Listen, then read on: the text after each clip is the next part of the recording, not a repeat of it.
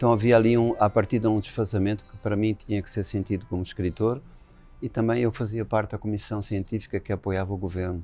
A ideia era como é que vamos falar com as pessoas para que as pessoas percebam o que é esta doença, para que percebam que tipo de procedimento devem adotar, numa sociedade em que é difícil explicar o que é um vírus, explicar, por exemplo, uma sociedade que é tão gregária, que dizer que as pessoas têm que ficar separadas e ficarem em casa, o que é que significa em famílias que são pobres e vivem 30, 40 pessoas numa pequena casa.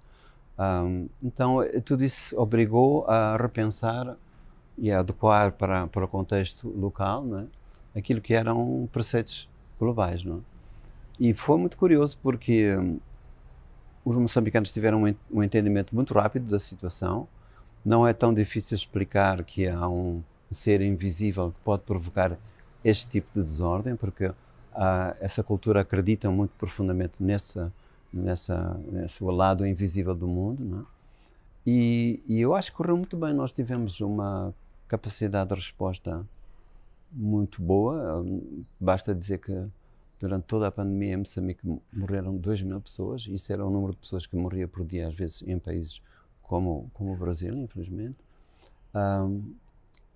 Portanto, sendo um país que tinha condições que são estruturais, não é? Como, por exemplo, a quantidade de jovens que existem em Moçambique é enorme. 60% dos moçambicanos têm menos de 15 anos. Portanto, a incidência da pandemia foi outra. E por isso, não havia uma ideia de um fim do mundo. Quer dizer, não foi vivida com o lado trágico que foi vivido em outros países do mundo. E também não foi vivido porque também não há ideia de que há um fim. Portanto, a concepção do mundo, da história, do tempo histórico é um outro. Não houve princípio, não há fim. Portanto, a ideia de que estávamos a chegar a uma coisa que era apocalíptica nunca surgiu.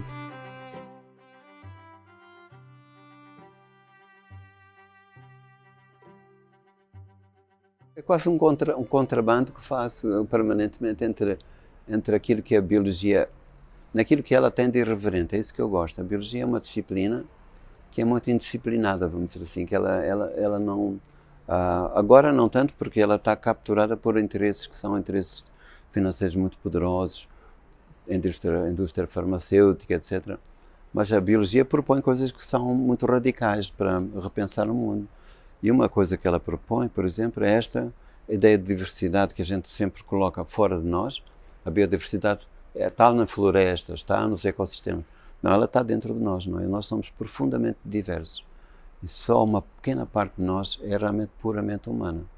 A maior parte do que existe dentro de nós, que vive dentro de nós, que nos faz ser nós, são bactérias, são fungos, são vírus, etc. Portanto, quando eu estava no Ministério da Saúde, nessa comissão, apareceu um grupo de curandeiros que disse o seguinte: nós não sabemos o que é um vírus, nós não conhecemos essa doença, vocês são cientistas, quando descobrirem que língua fala este vírus, ensinem-nos a falar essa língua, nós queremos conversar com o vírus. Isto parece uma coisa ingênua, mas na verdade nós conversamos com os vírus.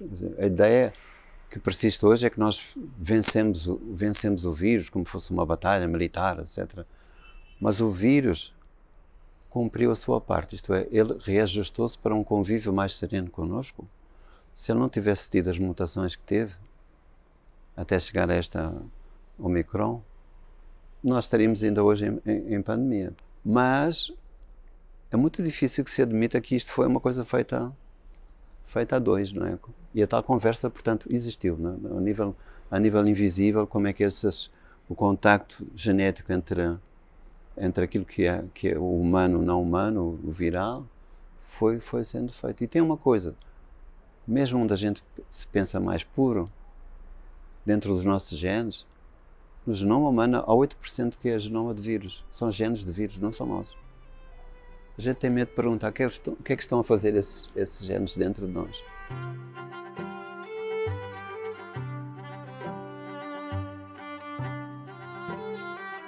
Só posso ser feliz se eu puder ser várias identidades ao mesmo tempo, exercer essas identidades.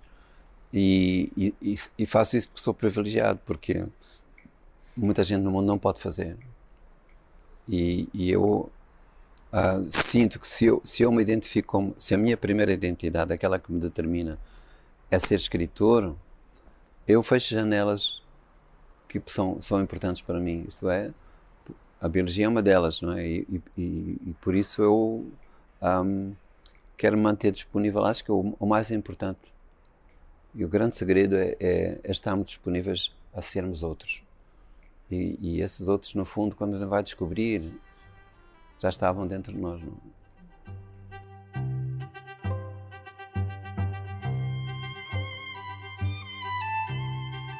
Nós não estamos à beira, nós estamos dentro do processo que é antigo, não é? E essa desumanização é feita muitas vezes não só nesses momentos trágicos, como uma guerra, por exemplo, que é um momento condensado, né, de fazer com que esta nossa espécie tenha um travão em relação à violência. A nossa espécie não é, por essência, violenta, mas recorre à violência quando sempre que pensa que isso é absolutamente necessário para a sobrevivência e sempre que acredita que esse que ele vai agredir ou que vai matar não é humano. Ele precisa saber isso para que haja uma permissão ao nível do seu inconsciente que ele possa ser um agressor. Então eu acho que a sociedade que a gente vive em todo lado, infelizmente ela se globalizou, ela tem essa tentação de olhar para o outro como alguma coisa que pode ser humano, mas não tanto como nós. Não é? Então há diferentes graus de humanidade. Isso acho que a gente tem que enfrentar em todo lado. Na literatura, a literatura faz isso porque a literatura retrata esse outro como alguém que está dentro de nós, que existe dentro de nós. Não é? Essa diversidade não nos é externa, vive dentro de nós.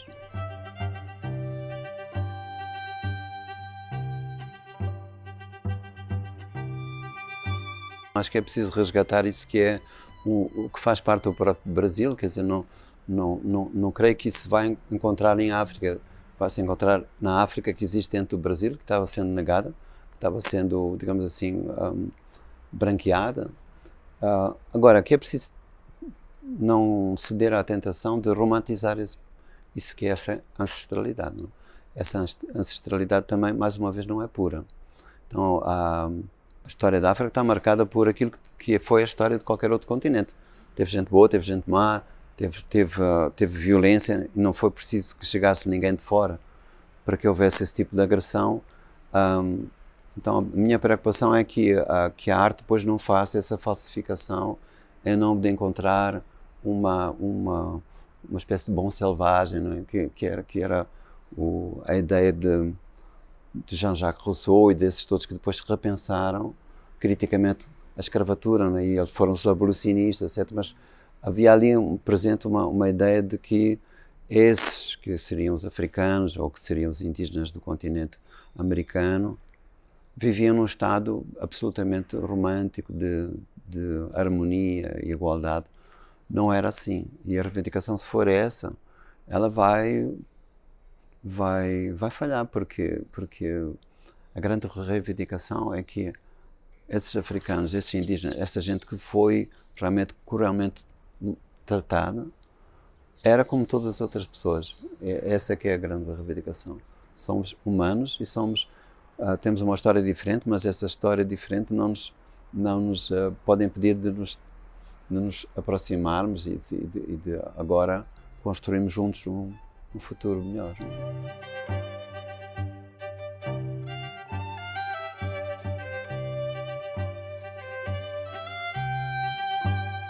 A minha infância toda, não é? A cozinha era o lugar onde a minha mãe e com as vizinhas, etc., falavam e contavam histórias.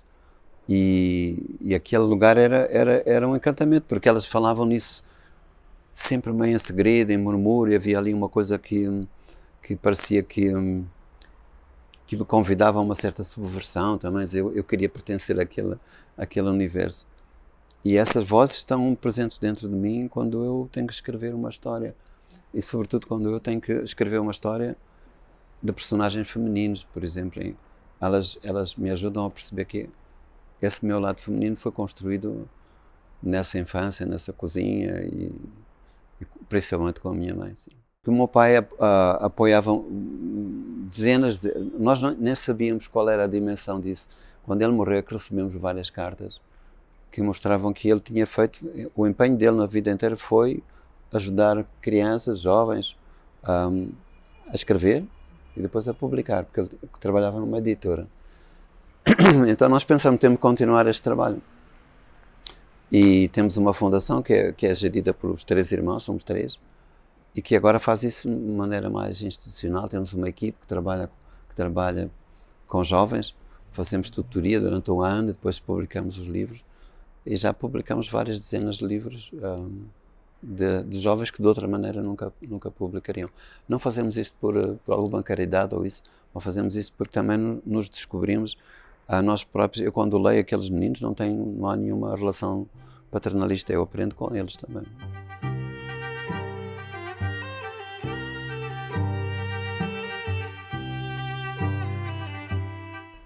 Alguém disse já, eu estou citando alguém, que o que mais aflige não é a inteligência artificial, é a estupidez natural, isso sim. Mas na verdade aflige-me essa ideia de que se possa pensar que uma máquina pode fazer aquilo que uma pessoa faz. Porque isso nasceu há muito tempo, a gente está aflito agora, estamos agora preocupados com isso, mas nasceu desde que se adotou como lógica dominante essa lógica mecanicista, né? Que compara, por exemplo, há quanto tempo o computador é comparado com o cérebro humano? Há muito tempo. Né? Então, aquilo que é a confusão entre mecanismo e organismo, que está fundamentada, mas muito enraizada no nosso pensamento, ela tem que ser questionada. Portanto, não é só neste momento que se deve ter essa preocupação, mas é preciso revisitar um bocadinho como é que construímos a nossa visão do mundo. Né? O orgânico, ele se constrói todo o tempo, é composto por vida que constrói vida. Nenhuma técnica pode fazer isto, nenhum mecanismo, nenhum engenho pode fazer isto. Agora, questionar também essa falsa dicotomia entre o vivo e não vivo, entre o orgânico e não orgânico, porque nós também somos... Há mecanismos dentro de nós. Mas o que nos torna vivos são exatamente essa conversa que se faz entre coisas que estão todo o tempo renascendo. Eu amanhã, quando olhar ao espelho, milhões de células minhas já desapareceram, outras nasceram. Não é?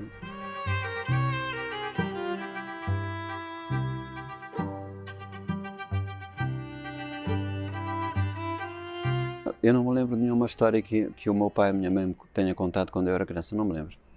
Mas eu lembro da voz deles, lembro-me do olhar deles, lembro do momento, daquela coisa que encantada de eu estar meio a dormir, dessa presença que eu próprio inventei, e isso acho que nenhuma máquina vai substituir, não? E seria trágico que a gente pensasse que investisse numa máquina qualquer essa outra função que é essa ligação invisível que nós temos, que passa por coisas que não podem ser transcritas em uma outra linguagem. Não é?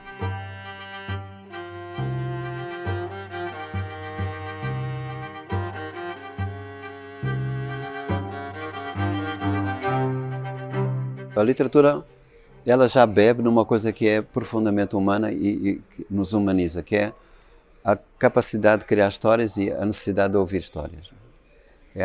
Isso sim.